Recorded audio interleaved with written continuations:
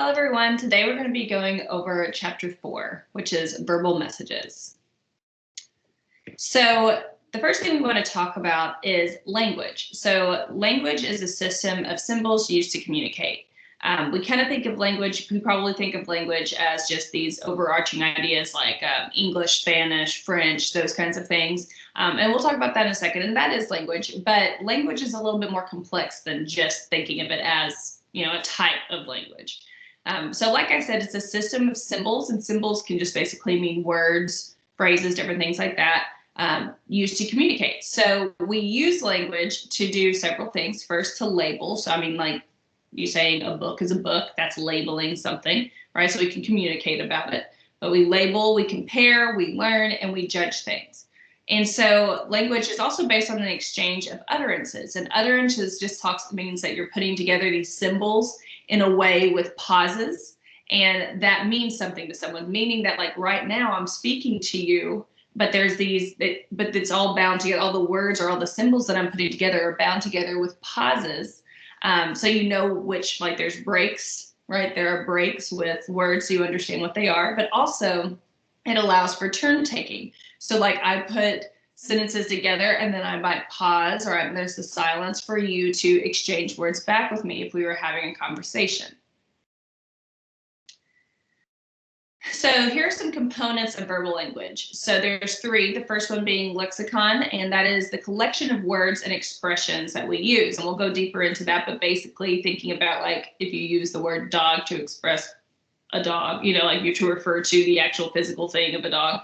That's a collection of words. You might say dog, cat, whatever, but those are a collection of words that the English language uses to refer to the actual thing. And then there's phonology. And so this is the sounds used to pronounce words, so basically the way in which you say the words. And then syntax and grammar is talking about how you combine the words to form sentences. So whenever you're using language, whatever language that you use, you're part of a language community. And so these are all the people that understand a particular language. This is talking kind of like the big picture idea of language, like English, Chinese, Spanish, French, Arabic, Hindi, like all those things. Those are language communities. And so within each of those language communities are collections of dialects. And a dialect is the unique form of a general language spoken by specific cultures and co-cultures.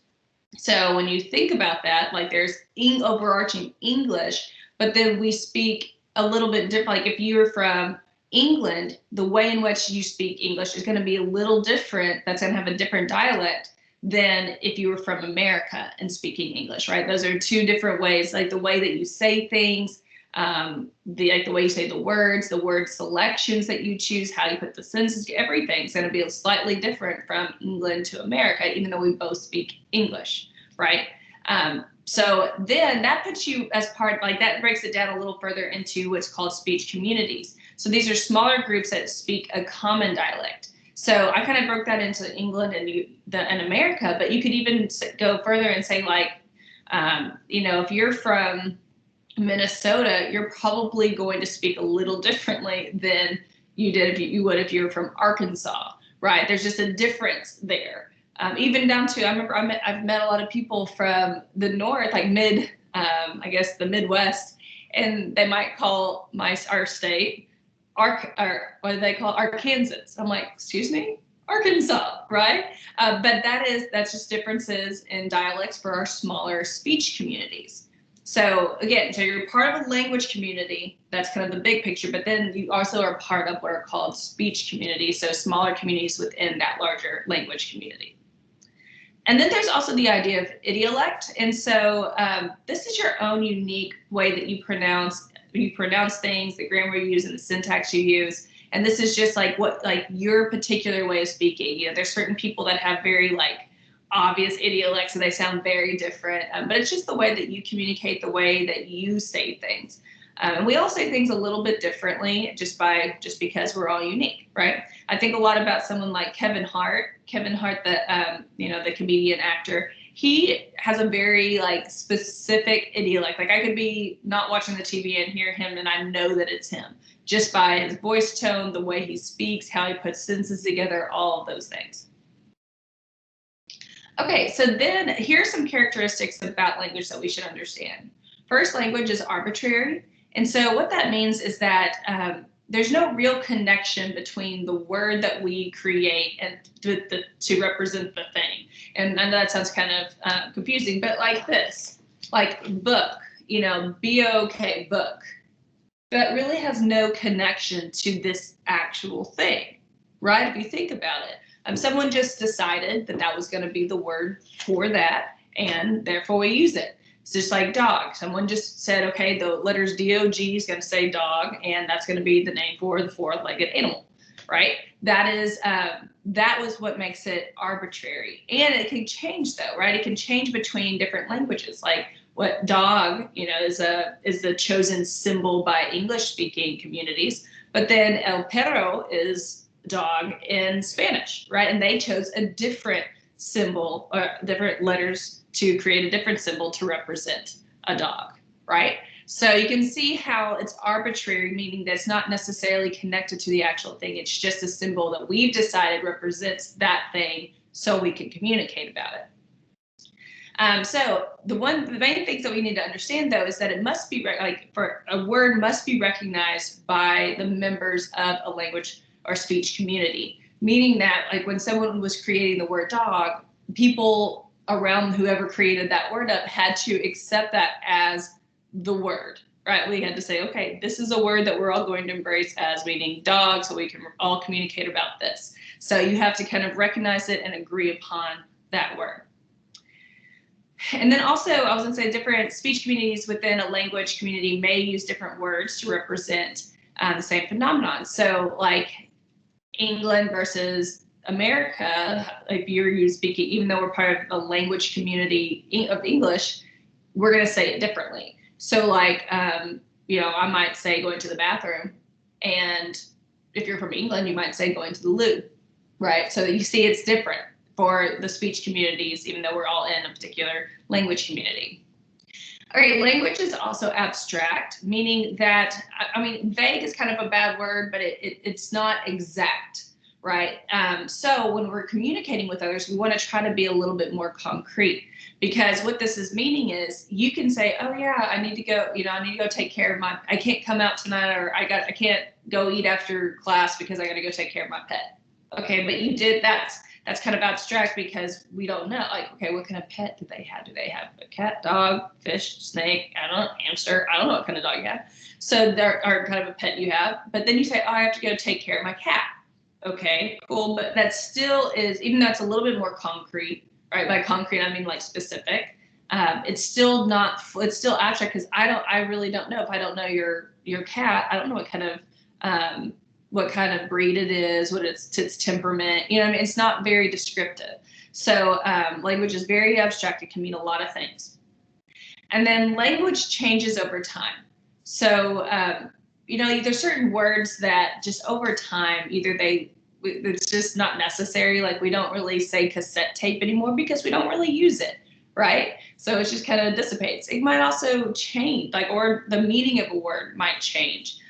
You know, like especially like I think the book uses saying gay, like that used to just specifically mean happy, which now that's part of like gay lesbian community talking about someone's sexual orientation, right? So that is a word that has shifted over time. And then trying to think if and then other words are invented, right? So like selfie, we invented that, but we as an English culture, as an English language community, decided upon that word as being a thing, like saying, okay, selfie, we all understand and embrace what that means, right? But we created it. All right, so relationships between language and meaning. So there's three, right? Like there's these three different things that we're going to just kind of discuss the relationships between them. That's semantics, pragmatics, and sociolinguistics.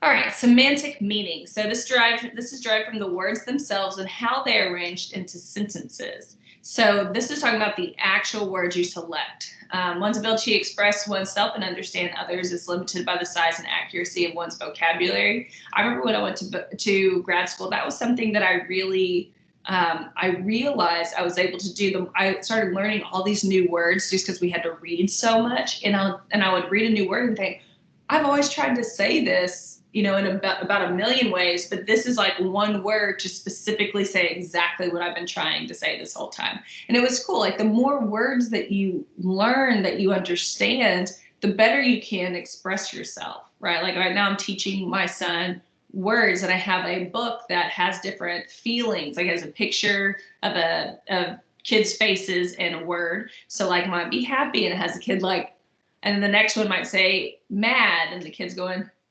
or something like that. But I'm teaching him these words so that eventually when he can speak, he can use that word to like be able to express what he's thinking. Right. So that's what this is talking about. The more more words, the bigger vocabulary, the better you're able to express oneself or yourself. All right, so this is the other thing about semantics, is that there's two meanings of a word at all times. So there's the denotative meaning or denotation, and that is the explicit meaning of a word. Like this is what, if you looked in a dictionary, what you would find, right? That is the denotative meaning. But there's also this idea of a connotative meaning, and this is the implicit additional meanings one associates with the word. So example I used to say was, okay, say you're living with your parents or something, or you are living with your parents and you want to have a party with some friends. You want to invite them over.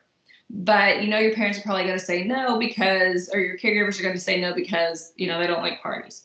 So you decide instead, when you're thinking of how you want to say it, you say, hey, can I have a get together this evening? Well, get together and party, if you look them up in the dictionary, basically say the exact same thing, right? Like coming together of people to enjoy each other's company or whatever it says in the dictionary, but something like that. They're both going to say basically the same thing. However, they both have very different connotations, right? So like the connotative idea about a party sounds like something that's going to be crazy and loud and like going, a lot.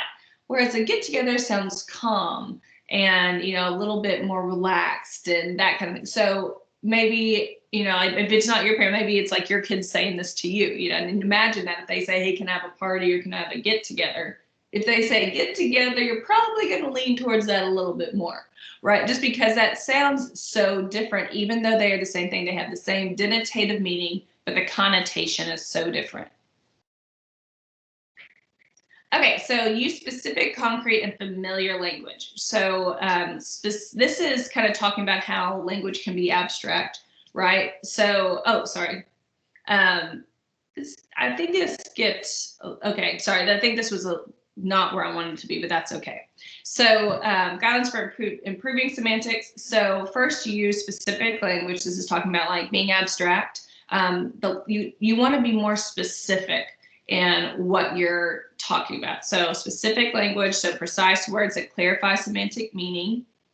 So like say, instead of just saying I'm upset, you might say, like, I'm thinking about my son learning words, like instead of just I'm upset, maybe saying, oh, I'm sorry, I'm just frustrated. That would be more specific. Like I'm frustrated because of blank.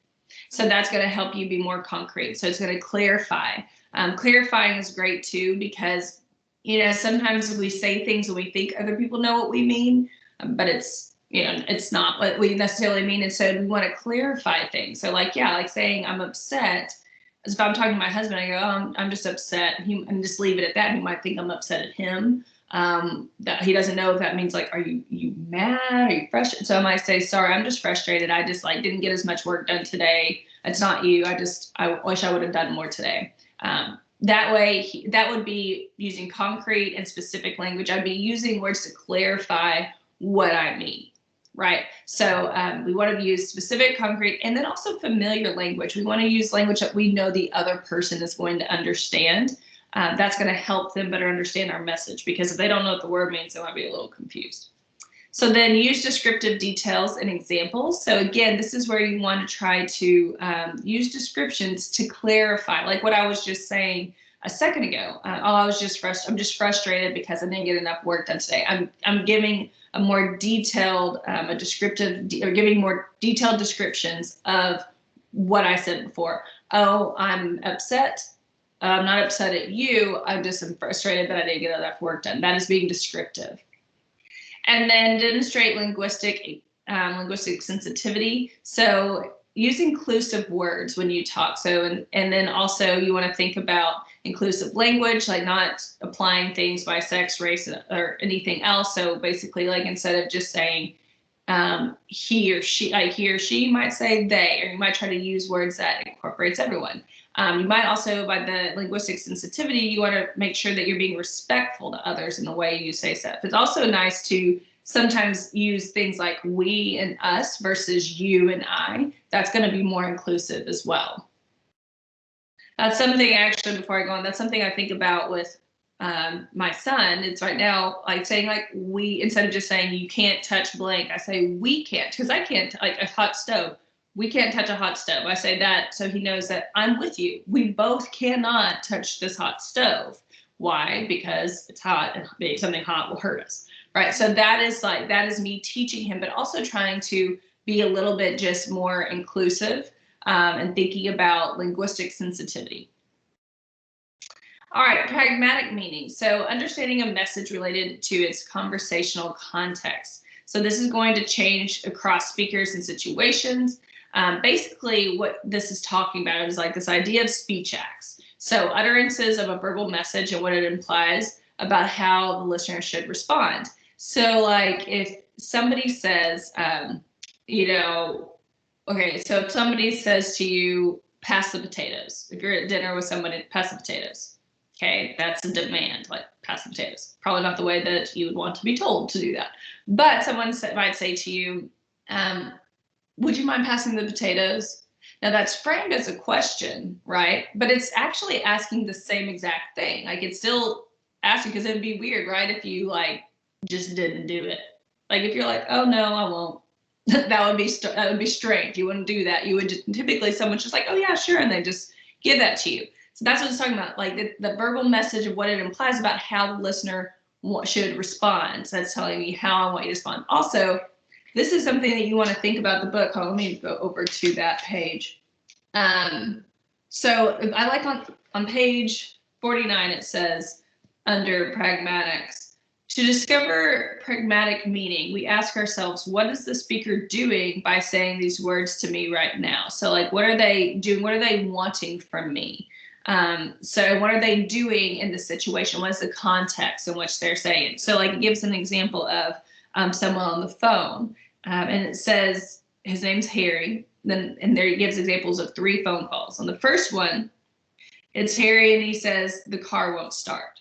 Okay, then Katie responds on the first call, sorry about that, I'll just take the bus. So like Katie could be a friend that he was supposed to drive to class.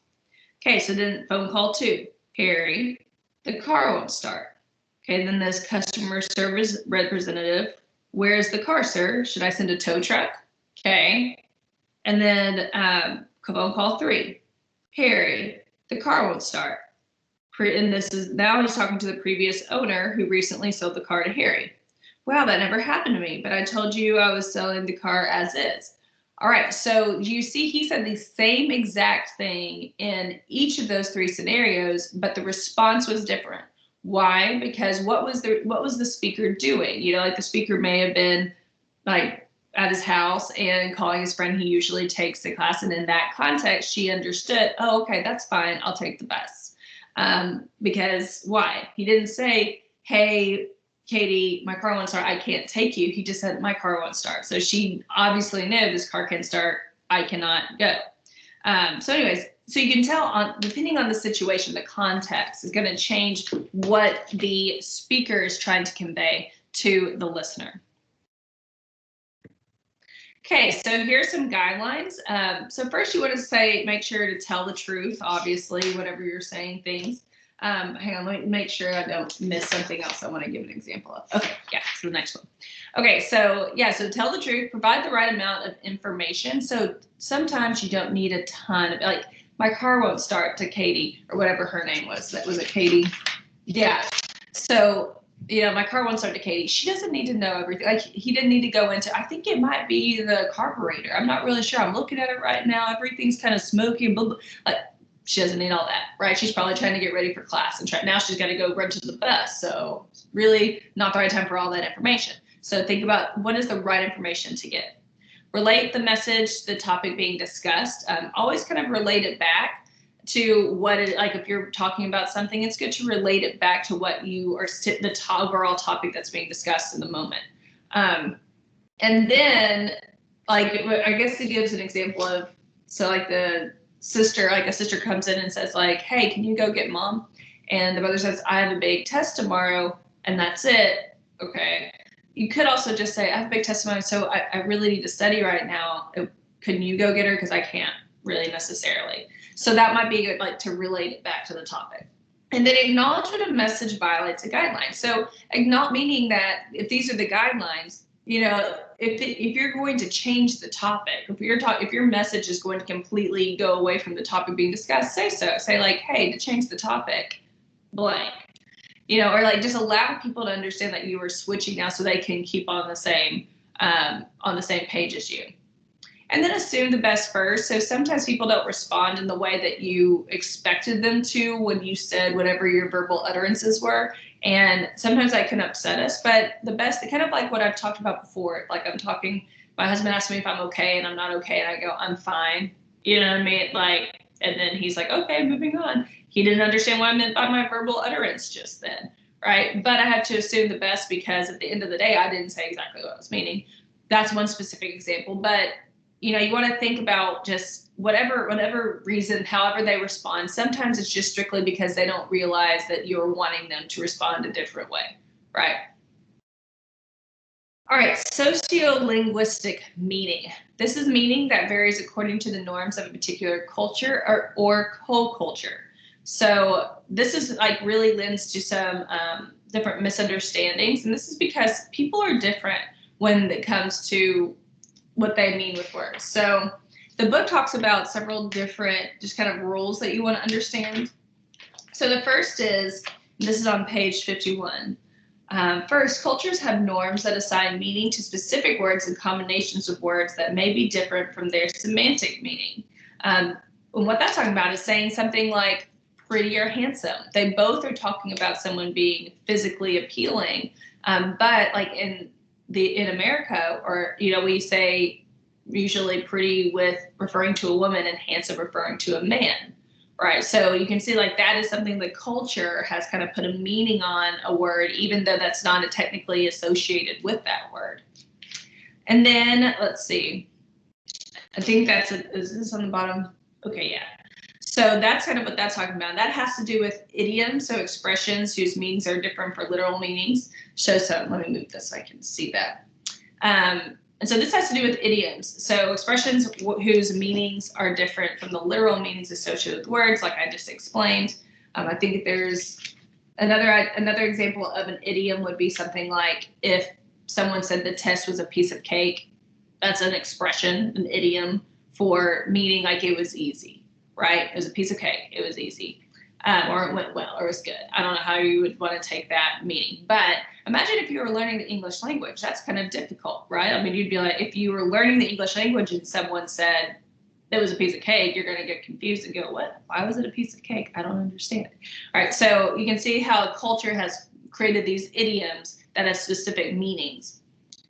And then I want to go back real quick. Sociolinguistic misunderstandings. So occur when one interacts with someone who operates using different norms regarding how words are combined, how and to say what to whom, verbal style. So this again is going to be, you might think someone from, you know, America, they can communicate normally and everything's going to be the same, whereas really that's not true. Someone from the Midwest speaks very different from someone from Arkansas. And I'm not just talking about the way in which they say things. I'm talking about what the meanings they associate with words, the meaning they place on words. So like for me, I remember I had made a friend from, I think, North Dakota, and we were talking and I was talking about how we were being served lunch or something. And I kept saying, yes, ma'am, no, ma'am, thank you, ma'am, to the waitress. And my new friend was sitting there kind of looking weird. And I go, what is it? And she said, I don't know where I'm from. If I said yes, ma'am, to a waitress, that would mean that I was being sassy, like I was going yes, ma'am, or even like calling her old. I was like, what? No, where I'm from, you say yes, ma'am. Like, that's what you do. So that, like, I was raised to do that, or I'm being rude. And to her, saying yes, ma'am is rude. So you can see that that is like a sociolinguistic misunderstanding, right? Okay. All right, so then another thing that we need to know about sociolinguistic meaning is that cultures develop different norms about what is appropriate to say, to whom, when, about, and what. And then finally, preferred verbal style differs from culture to culture. And there's two ways that it talks about this in the book. It talked about, let me get there. Okay, this is on page 52, and it says a direct verbal style versus an indirect verbal style. So when you have differs, like people speak differently, even within one particular language community or speech community, right?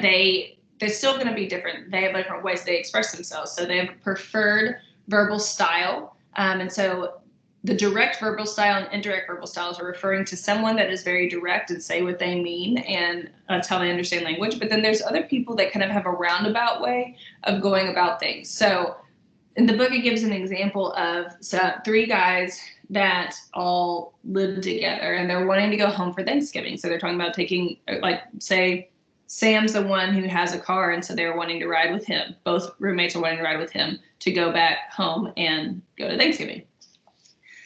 So in the book, it says one of the roommates, Jorge, says, "Are you driving home for Thanksgiving?" And he doesn't necessarily say anything else. He just says, maybe in his head, he's thinking maybe he'll give me a ride. Sam says, "Yep," and that's all he says. And then because he thinks if he wanted a ride, he'd ask me. And then Kevin says, "Hey, well, I'll need a ride home." And so Sam says, "Sure, no problem." Jorge says, "Are you taking anyone else?" Still waiting for him to offer him a ride. And Sam says, "Nope, I'm leaving after my first class and coming back, or class on Tuesday and coming back late Sunday evening." And Jorge says, "Okay, well, enjoy your Thanksgiving." Well, so you can see who has a direct verbal style and who has an indirect verbal style. Both Sam and Kevin were very direct. Well, actually, I guess Sam was kind of roundabout maybe, but Kevin and Jorge, you can tell who it is. Jorge was an indirect communicator, and Kevin was direct. Like, he just said, "Hey, this is what I want." So basically what this is saying, though, is that you have to understand that people have different assumptions. They might not understand. I can sometimes be a roundabout person. Like, I don't want to, I want people to, when I say certain things, I want them to offer versus me tell them to do it, right? Like, if people are asking, my friends are talking about going out to eat, I might go, "Oh, really? Is that like, who's all going?" You know what I mean? That's like, instead of saying, "Hey, can I go?" I might say it, "Hey, it's like, who's all going?" In my older age, I've tried to be a little bit more direct on things like that than like waiting for someone to understand my cues, right? But so you want to think about that. Here it goes. Here it talks about it. Language that a direct verbal style is language that openly states, whereas indirect is one that kind of goes in a roundabout or ambiguous way, like I just said. So to improve our sociolinguistics, here are some guidelines. First, develop intercultural competence. So basically, like we talked about before, understand differences in cultures, be aware of that. And then practice mindfulness. So paying attention to what is happening at any given moment during conversation. So even like in that situation example that I gave, Jorge might notice that when Kevin asked, Sam just said, "Okay." So in that situation, pay attention and say, okay, Jorge could have just said, "Hey, could I have a ride too?" Instead of just saying, "Is there anyone else riding with you?" You could say, "Hey, do you have enough space for me?" Or is that, even if you want to be roundabout, you could still say like, or is that, do you have too many people with you already? Right. So that would be a good way to do it. But pay attention to the way people are communicating. And then respect and adapt to the sociolinguistic practices of others. So the one thing I would say too is that Sam could have paid attention to what Jorge was doing. They both could have worked on things, right? But Sam could have understood, especially if they're roommates, and they probably lived together for a little bit now. They're probably starting to understand each other. So Sam could maybe start picking up on some of Jorge's indirect verbal utterances, right? So that's something we both want to do, but also just pay attention and try to understand the other person as well. So that is all for this chapter. The summary is language is a system of symbols used by people to communicate. Language is arbitrary, abstract, and constantly changing. And then there's a relationship between language and meaning Relationship between language and meaning is seen in terms of semantics, pragmatics, and sociolinguistics. So thank y'all so much for listening, and I hope you have a great rest of your day.